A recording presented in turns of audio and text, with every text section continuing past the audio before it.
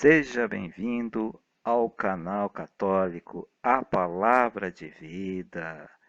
Meu nome é Marcelo Hatakeyama, sou ministro da Palavra de Deus e catequista das mídias sociais. Desde já eu peço a você, fazendo o favor, o seu apoio.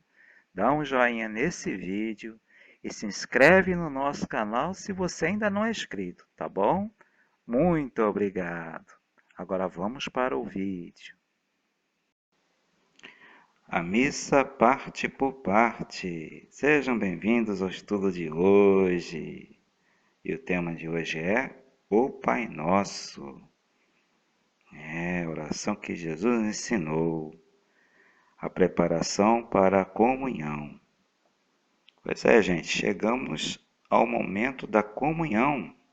Então, esse aqui já é o rito da comunhão, né? Depois que já encerrou toda a parte litúrgica da Eucaristia, agora chegou o momento de fazermos a nossa comunhão com Cristo ressuscitado no pão consagrado, né? Jesus ali.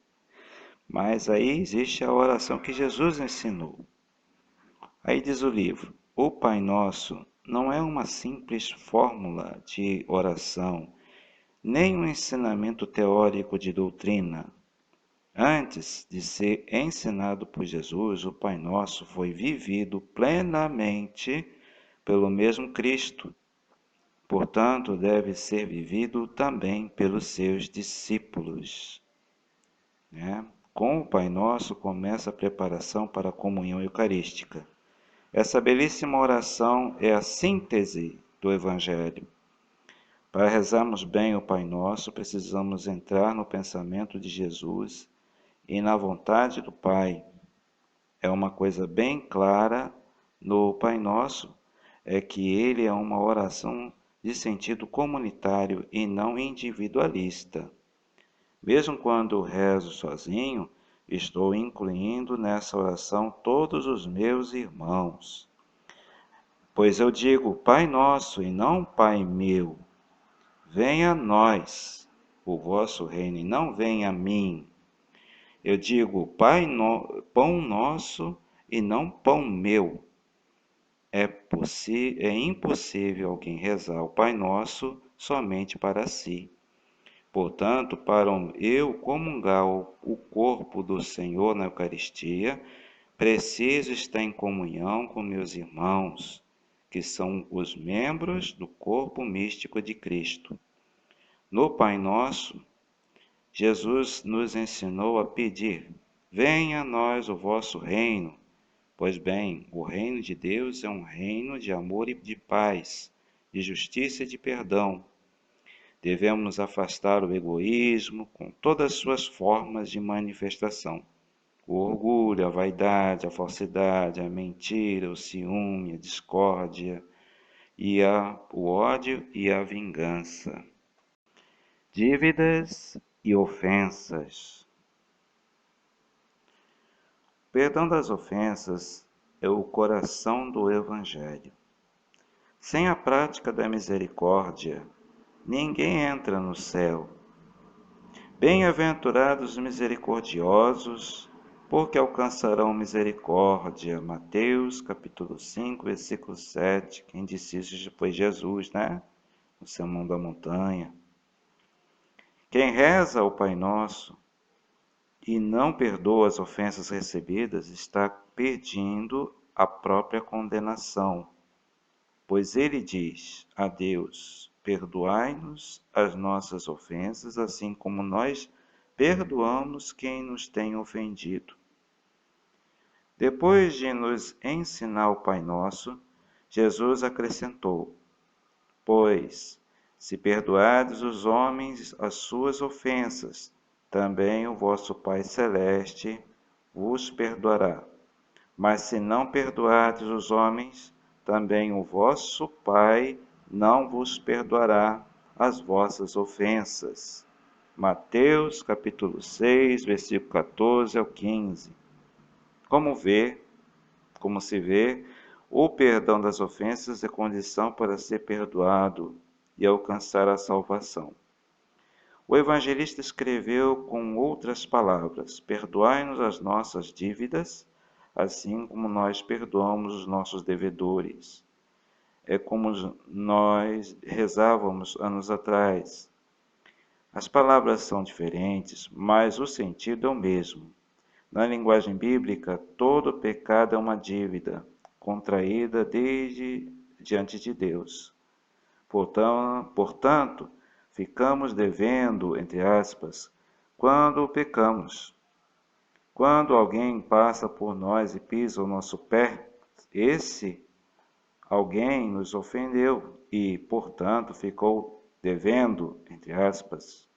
Por isso ele volta e pede desculpas. Assim ele repara a ofensa ou paga a dívida. A saudação e fração do pão.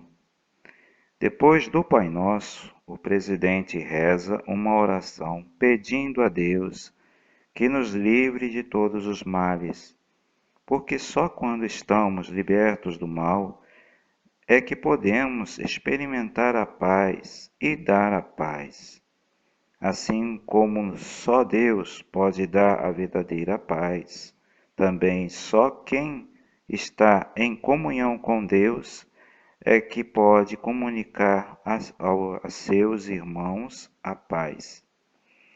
Antes da saudação, o presidente recorda as palavras de Jesus, fazendo este diálogo com a assembleia, com a comunidade.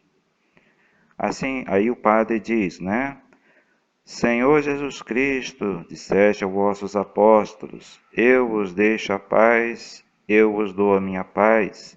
Não olhei os nossos pecados, mas a fé que anima a vossa igreja. Dai-lhe segundo o vosso desejo a paz e a unidade. Vós que sois Deus com o Pai e o Espírito Santo. Aí o povo responde, Amém. Aí o padre diz, a paz do Senhor esteja sempre convosco. E aí o povo de Deus responde, o amor de Cristo nos uniu. Aí o presidente convida a assembleia para se saudarem uns aos outros no amor de Cristo. A fração do pão. Terminada a saudação, o celebrante parte a hóstia grande e coloca um pedacinho da mesma dentro do cálice, com um vinho consagrado. Esse ato de partir o pão chama-se fração do pão. Vem do latim, do verbo frangere, que quer dizer quebrar. Na igreja primitiva, esse gesto era uma necessidade. Os cristãos traziam de suas casas o pão para ser consagrado. Pão grande, que na hora da comunhão era partido em pedaços, um belíssimo sinal de fraternidade, como se parte o pão em nossas casas para todos os irmãos. São Paulo dizia, o pão que partimos não é a comunhão do corpo do Senhor? Assim como há um único pão, nós, embora sendo muitos, formamos um só corpo, porque todos nós comungamos do mesmo pão. A gente vê lá em 1 Coríntios, capítulo 10, versículo 16 ao 17. Hoje não temos mais necessidade de quebrar o pão em pedaços na hora da comunhão, porque usamos as hóstias, feitas em tamanho pequeno para cada pessoa. Mas mesmo assim, o presidente repete o gesto da fração do pão, partindo a hóstia grande ao meio.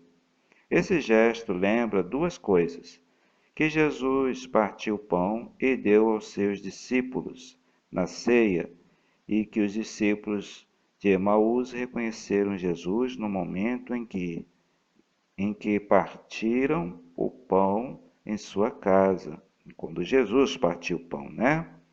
É isso aí. Depois o presidente põe um pedacinho da hóstia no cálice, Quanto a isso, existem diversos simbolismos. Antigamente, alguns disseram que significava a descida de Jesus na sepultura. Hoje há quem diga que representa a união do corpo e do sangue do Senhor num mesmo sacrifício, a mesma comunhão, né?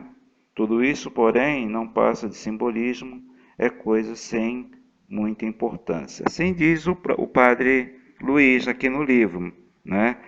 Mas uma coisa que eu fiquei também, aprendi na igreja, quando o padre ele parte um pedacinho e coloca dentro do vinho assim, ele quer dizer o seguinte, que ele está em comunhão com o bispo diocesano, entendeu?